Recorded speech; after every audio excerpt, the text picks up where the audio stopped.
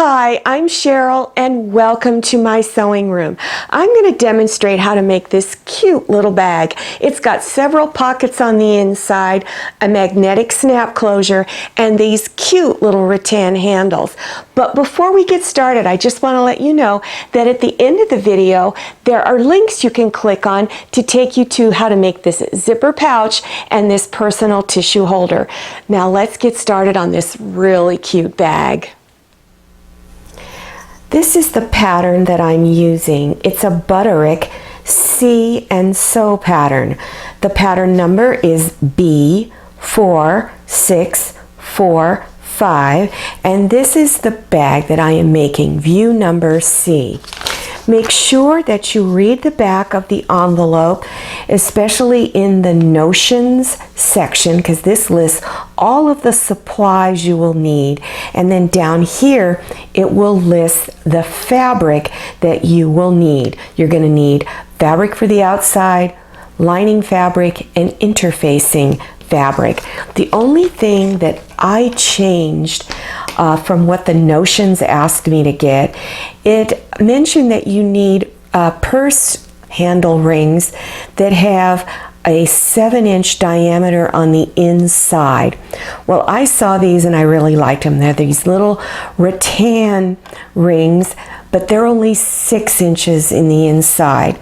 The name is Purse-in-alize-it, and you get one pair, and I found it fit through my arm really comfortably. But get what is going to work for you. On the instructions, make sure you go to the section that is labeled bag C and D, and this is where you're going to lay out, or excuse me, how you lay out all of your fabrics. So there's different layouts for different fabrics you're using. So the main fabric on the outside, the fabric is folded in half, selvage edges together. Use pattern pieces 12, 15, and 16. For the interfacing, again, the edges are folded together. You use pieces 12 and 15. For the lining, the fabric, again, selvage edges together. You use pieces 13 and 14. When you're ready to start sewing your pieces together, you're going to go to the pattern instructions section that is labeled bag C and D. Now make sure you read each step carefully, because some of the steps, at least one that I noticed, did not apply to the C bag. The first step is to take your pieces that you cut out, labeled pattern piece number 12, and there's 2 pieces on that, and then pattern piece number 15. You're going to put the interfacing on the back side of your fabric. So here's the front side, lay it down, and then put the interfacing on top. Then I recommend you use pins to hold it in place. The instructions suggest that you do a basting stitch like I already have. I did a machine basting stitch, and then don't forget you're going to do the interfacing on 2 of the pieces labeled number 15. I'm skipping step 2 because it does not have anything to do with the bag that we are making. So now I'm with step 3, making the pockets. I'm doing the pockets just a little differently than what's in the pattern instructions. So you could either do it the way it is in the instructions or the way that I am showing you. I'm going to line them because I like very sturdy pockets. So here's the front side of my fabric, and here's the lining fabric. It can be the same fabric or different fabrics. Bring them front sides together and stitch on 3 sides. Then trim some of the corners off in the lower 2 corners. Leave about 1/8 of an inch of fabric. Then of course remove the pins and reach inside and turn the pocket front side out. Now, you're going to fold that open edge in 5/8 of an inch, and I usually press it with my iron as I'm folding it in. Then press the entire pocket flat, and then go ahead and stitch close to the edge to stitch this opening closed. Now you're going to attach the pockets to the front side of the lining fabric. So refer to pattern piece number 14, and there are 2 dots right there that I have circled in orange. You're going to place the pocket right there at where those 2 dots are. Then go ahead and place pins to hold the pocket down. Flip it over to the back and place a piece of interfacing that is larger than the pocket. Put a pin there to hold it, and then repin along here to grab all of the layers of fabric. Stitch around 3 sides, 1, 2, and 3, and do a few stitches back and forth so that you can secure the top part of the pocket. And when you're done, it should look like this. Here's the front, there's the opening, here it is on the back. The next step is to make your tabs with the magnetic purse closures on them. So your pattern instructions have you cut out 4 pieces like this. Take 2 of them and put interfacing on the back side. Then just do a machine basting stitch around here and on this side also. Then follow the instructions on your package on how to place the magnetic purse closure. Now on your pattern piece for this, there's a little X. So just mark a dot on here on 2 of them and follow those instructions. Now if you need help in putting those closures on, click on the link in the upper right hand corner. Then after you've done that, then take your other 2 tabs and bring them face down on top, and then go ahead and stitch 1/4 inch right around here. Leave this part open, then turn it right side out, and this is what they will look like. Now remember, you're making a front and a back, so make sure you have the proper pieces when you're putting these together. Now you're going to put the tabs on both the front and back lining pieces. So here's my pattern piece 14. I'm going to place it on my lining, and here I have 2 little circle dots here. I've got them highlighted in orange. You're going to place a tab between those 2 dots. So here I have it. And you're going to take your tabs and you're going to pin one there. One is face up and the other is face down. So the tab here is facing down on one piece, facing up on the other. Then your pattern instructions tell you on both of the lining pieces to do what we call a stay stitch. So you're going to just stitch up along here. Now it didn't really say how far, but I would do it at least a 1/2 inch in. And what this does is it helps to keep your lining from stretching up here in this area. On pattern piece 16, that is the facing that will be attached to the lining, you'll see 2 dots here. So take both pieces, both facings, and put a mark right there where those 2 dots are on the back side of each facing piece. Continue pinning this facing all the way across, but as you can see, it's curved. So you need to put your pins fairly close together when you're doing this. Otherwise, it's not going to turn out so nice. So take the time to put the pins close together, and you're going to continue going all the way across, and then it's going to look like this. See how it's all curved like this? Really take your time. See how close they are together. Then, starting at one end, you're going to do a 5/8 of an inch seam from this raw edge in all the way across to the other side.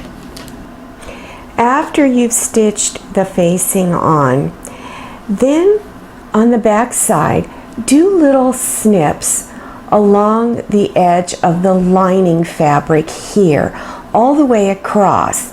Do not snip this part, just this one here, and then press this seam open all the way across, and do this on both the front and the back pieces.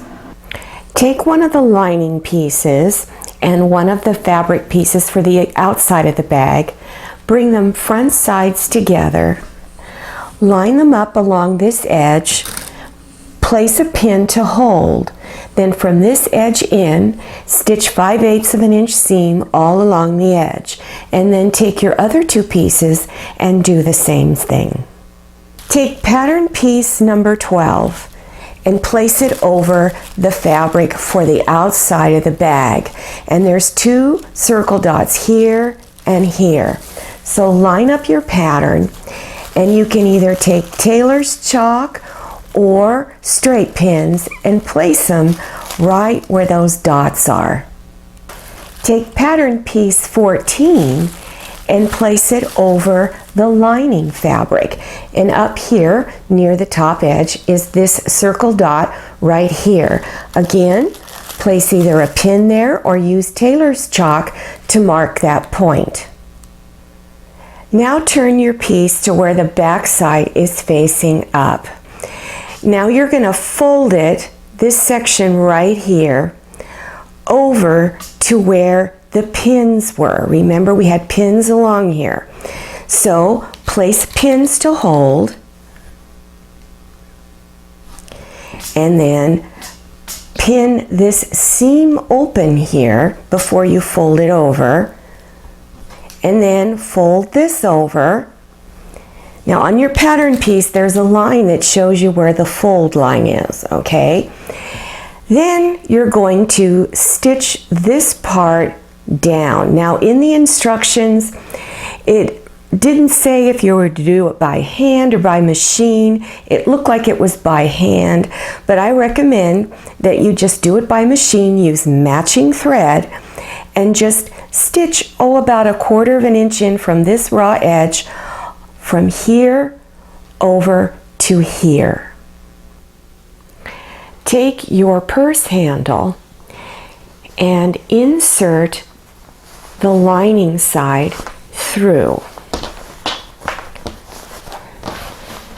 Then fold it over.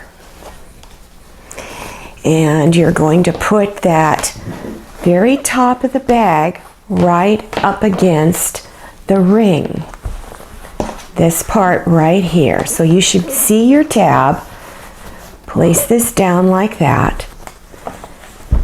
Now here's my top seam right here. So you want this up against the ring. After you've got the ring inserted, then make sure you're holding on to this top seam up here and pull both layers of fabric at the same time.